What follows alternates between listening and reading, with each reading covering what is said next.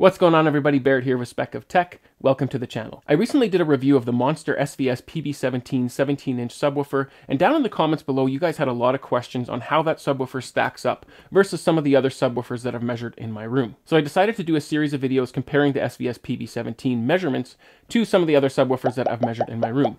Please do keep in mind that I did measure all these subwoofers in the front right hand corner of my room, so it's as close to apples as I can get as far as measurements go, but do keep in mind that some of these subwoofers are different sizes, so there is going to be a variation. Some of them might not be in the exact location, they might be several inches off, so you may see some variation in the frequency response, but for the most part it's as close as I can get to a fair comparison as far as measurements go. What I'm trying to do is give you guys the information based on the measurements in my room so that it may help you make a purchasing decision in the future based on the output. So what this is going to show you is how these compare as far as output specific to my room. Make sure that you guys do stay tuned on the channel for the series of videos, and to do that make sure that you subscribe and tick the bell icon, because I'm going to be comparing the SVS PB17 measurements to the likes of the Tonewinner D6000, the Tonewinner D8000 and D9000, as well as the Paradigm X15, the SVS PB3000, the JTR Captivator 2400, and I think that covers most of the subwoofers that I'm going to compare it to, but make sure that you guys do stay tuned for those. I'll try and link some of them in the top right hand corner if I have edited some of the videos already. There will also be a link at the end of this video linking you to some of those other comparisons as well, or you can just go to my channel and they will be the most recent videos. I will be doing a series, like I said, and I'll get them out as quickly as I can. With all that said, in today's video we're going to be comparing the SVS PB17 to the Tonewinner D9000 18-inch subwoofer. Now the specs are of course going to be different, the prices are going to be different, and I'll put those specs and price up on your screen so that you can see some of the basic information. And once you've had a look at that, we're going to hop over on my computer and start comparing the REW measurements of these subwoofers in the front right hand corner of my room. Please do keep in mind that I have absolutely zero room calibration on any of these measurements in the whole series of subwoofers. None of them will have room calibration. I always measure subwoofers without calibration simply because everybody's AVR and processor is going to be different. So I only show you guys what the subwoofer measures without any calibration in my room. All right, so let's hop over on my computer and have a look at these measurements. All right, so here we are on my computer. Let's have a look at how the PB17 stacks up against the D9000. Let's start with standard mode and normal mode. The D6000 calls it normal mode and the PB17 calls it standard mode. All right, so let's have a look at where the D9000 compressed in normal mode. As you can see, this blue line here, there is some slight compression. It's not too bad actually, but there is some slight compression, so we won't keep that one. I think we can keep this green line. It looks pretty good in my opinion. Again, this isn't super scientific, but we are just having a look at the output numbers. So that is the D9000 in normal mode. And let's see where the PB17 compressed in standard mode. Okay, so let's just get rid of this green line. We'll bring that up after. So the orange line clearly compressing. This blue line is compressing just a little bit, not much. But you know what? We'll be strict on it. So we'll keep this green line as the max output on the PB17. And then it was this green line on the D9000. Okay, pretty close. They're pretty close in pretty much all aspects here. The D9000 has a little bit more output at 10 hertz, but not much. We're looking at 92 dB versus 89.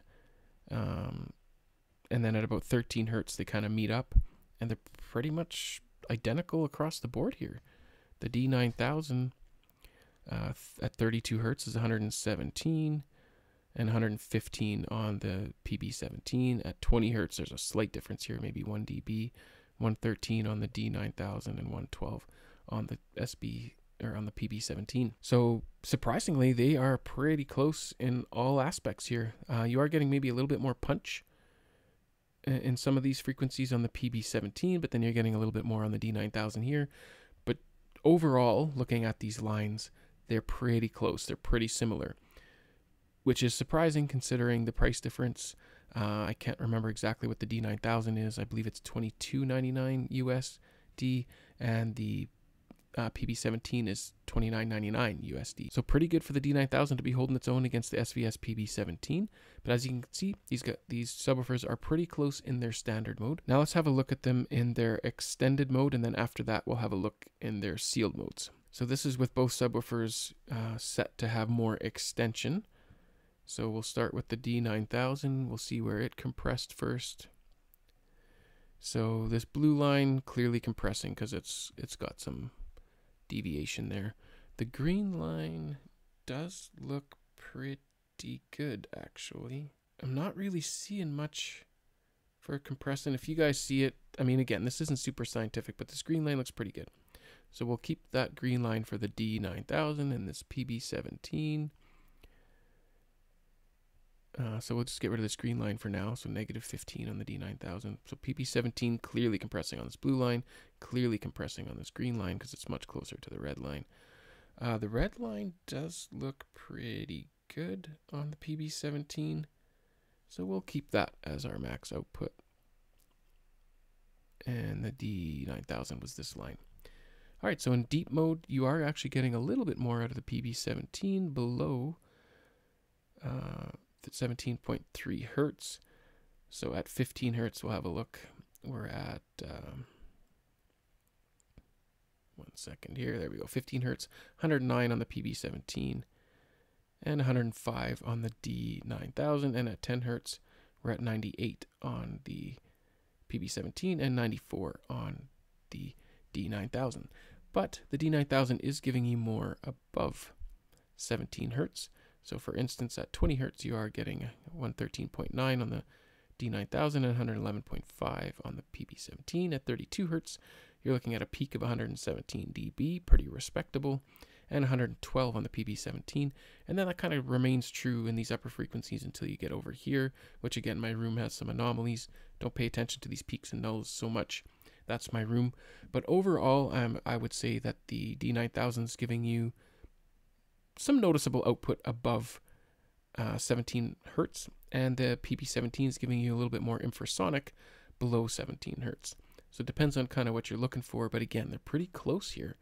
They're pretty close, and the D9000 is significantly less money than the PB17, so that's something to keep in mind here as well, but they're performing pretty good. Both of them performing very well. These are very respectable numbers for both subwoofers. All right, let's have a look at how the PB17 holds up against the D9000 in sealed mode. So let's start off with the D9000 in sealed, and then we'll have a look at the PB17 after that. Okay, so this is the D9000 in sealed mode. Brown line, you're definitely getting some compression, so let's clear that one. That blue line is looking pretty good, guys, I think. Yeah, I don't really see much for compression. So we'll keep this blue line for the D9000 in sealed mode for normal. And let's have a look at the PB17 in sealed mode. So let's clear this D9000 at -12 just to see. Clearly this purple line is compressing with the PB17. It's a lot closer. And this teal line is also compressing. You can see it's a lot closer. So that brown line looks pretty decent. We'll keep that brown line as our max output. And then the D9000 was, I believe, at -12 here. So as you can see, the D9000 in sealed mode is pretty clearly outperforming the PB17 in its sealed mode. We're looking at 102 dB at 16 hertz. The PB17 gives you slightly more below that, but not much.